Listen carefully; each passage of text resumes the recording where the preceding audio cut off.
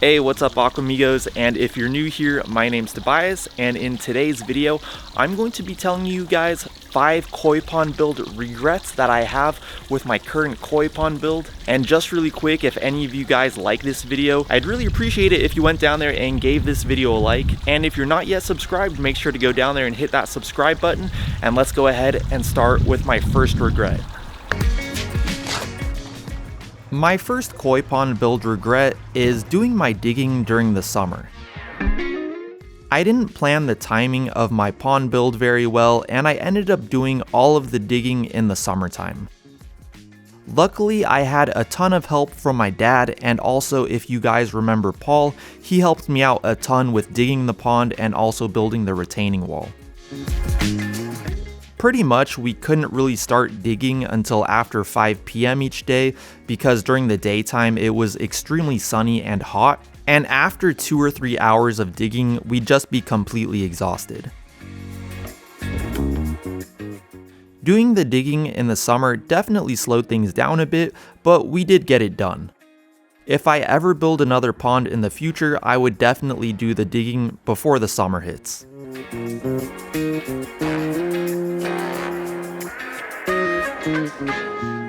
My second pond build regret is not having a solid plan from the start. And actually, now that I think about it, I don't really consider this a regret because it was a learning experience for me. I've never built a pond before, so it was impossible for me to have a solid plan from the start to begin with. But there were many days where little to no progress was made on the pond just because I was kind of stuck and I wasn't sure what to do next. I spent many hours researching, talking to other people, and watching YouTube videos on how I should go forward with building my pond. If any of you remember when I was first planning the pond build, I wasn't even planning on doing a bottom drain or a retaining wall. Those were things that I kind of decided to do after I had already started digging the pond. One lesson I learned is that it's better to do things right from the start, and I'm glad I took the route that I did with my pond. With big projects like this, it's much easier to do things right the first time than having to go back and fix things. The experience I've gained will definitely help me with planning if I ever do another pond build in the future. My third regret is not buying the extra equipment or tools as needed. When starting this build, I was lucky that my dad had a lot of tools that I could use, like shovels, a pickaxe, a gardening hoe, a post hole digger, and an electric saw to name a few.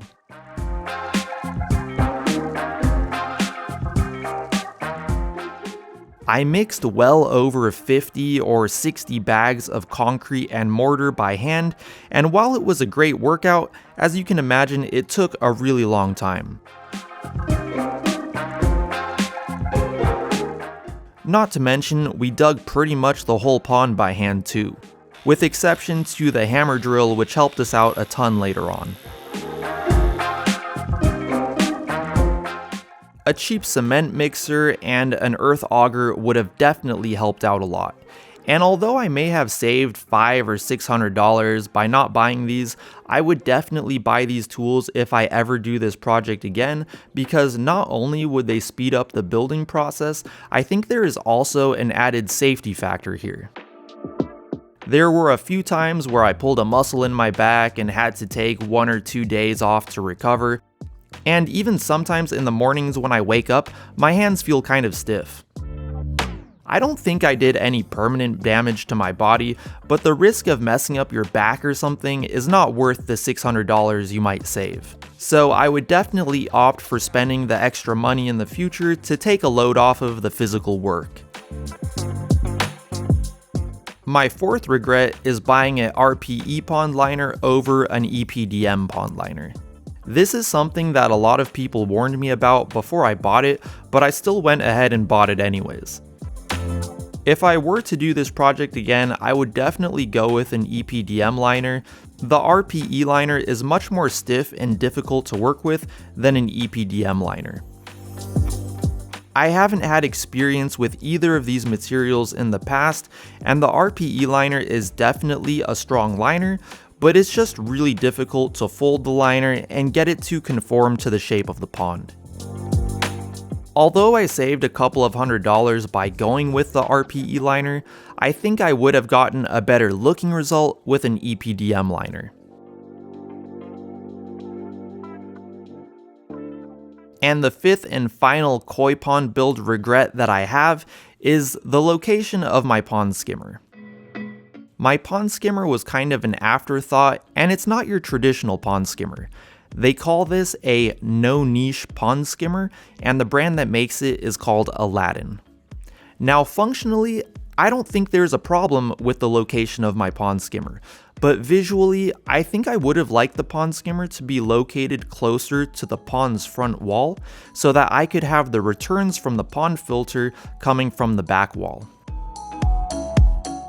Visually, I think that would look a lot better, but the way that I have my pond skimmer, I think for its optimal function, I would need to have the return on the opposite side of the pond, and I don't think that would look as nice.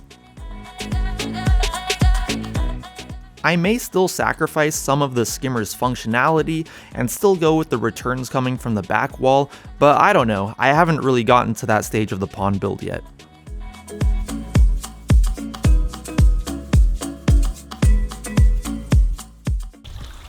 Alright guys, so those were my 5 koi pond build regrets. Nothing too serious, but I felt like they were worth mentioning. And just really quick guys, one of you guys actually recommended that I make a Patreon for anyone who might want to donate to the koi pond build. So I'll go ahead and put the link to that down in the description below. By no means do I want anyone to feel obligated to contribute to the Patreon. You definitely don't need to. It's only for the people who like really want to. And for the people who do donate, your name will be put on the Aquamigos plaque, which will be displayed next to or on the koi pond. I haven't really decided yet. And for today's Aquamigo shout out, I would like to give a huge shout out to Ramon Santana. Ramon has been an Aquamigo for quite a while now, so thank you so much, Ramon, for the support. I really appreciate it. If any of you guys would like a shout out in one of my upcoming videos, all you have to do is go down to the comments below and comment something with the word Aquamigo in it, and you will have a chance to be featured in one of my upcoming videos. And once again, if you guys did like this video, I'd really appreciate it if you went down there and gave this video a like. If you're not yet subscribed, make sure to hit that subscribe button and also that bell notifications button. If you'd like to follow me on Instagram, I'll put my handle right here, and I'll talk to you guys in my next video. Peace!